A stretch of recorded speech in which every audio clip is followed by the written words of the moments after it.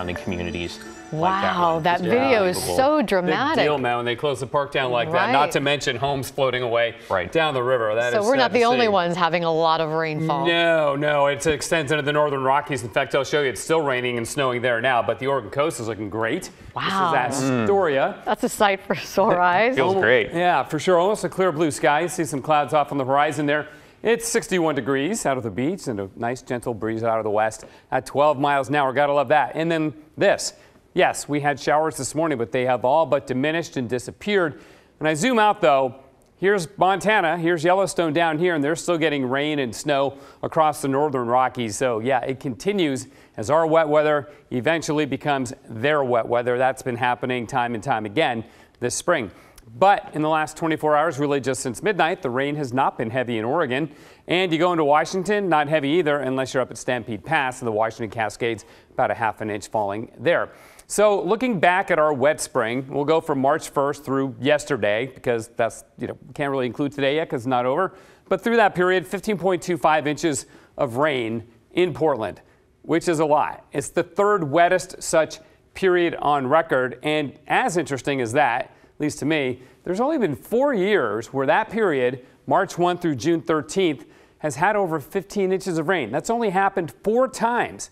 The last time, the wettest year, was 2012, followed by 1997. So we are in rare territory here, swampy territory with the rainfall that we've had so far this spring. But this system moving out, you can see it's still hammering the northern Rockies here in that spin. This system will move in, but it's really going to move more south than east initially. So that's why we get dry weather tomorrow as high pressure builds over us.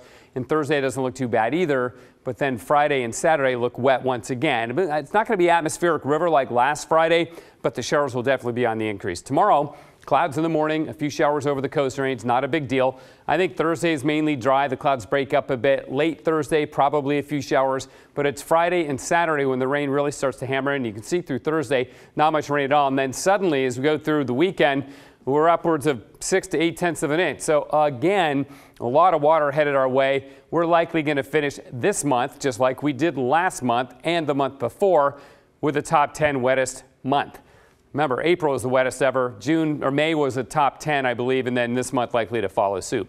66, our high in Portland today so far. 70s have been hard to find. Found a 71 down in Medford. Eugene made 70. The Dalles and Hermiston made the 70s, but 50s and 60s around the rest of the state. And these temperatures are running a good 8 degrees or so below average for this time of the year. So it is indeed another cool day. But as we look out over that brown-colored Willamette River with all the high water that we have, you see there is some blue sky to be had too, and the temperatures climb to 65 in Portland right now. Freezing level only 5,400 feet. There was new snow up at Timberline and in the Cascades again last night and this morning, but that freezing level will be rising as we go through the next several days. So at least we warm up just a bit.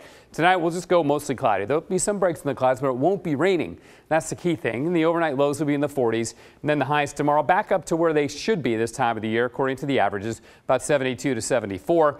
On Thursday, rather, showers, but only late in the day. It's Friday and Saturday that will be the wet days and the cool days. And once again, we're seeing David's curve here, where it drops on down with the high temperatures being lowest over the weekend and then warming back up as we go into the middle part of the. You don't want to own that at all, do you? No sound effects to that. But I am getting chilly just thinking about the weekend again. I know. It's a bit of a depressing little trend there.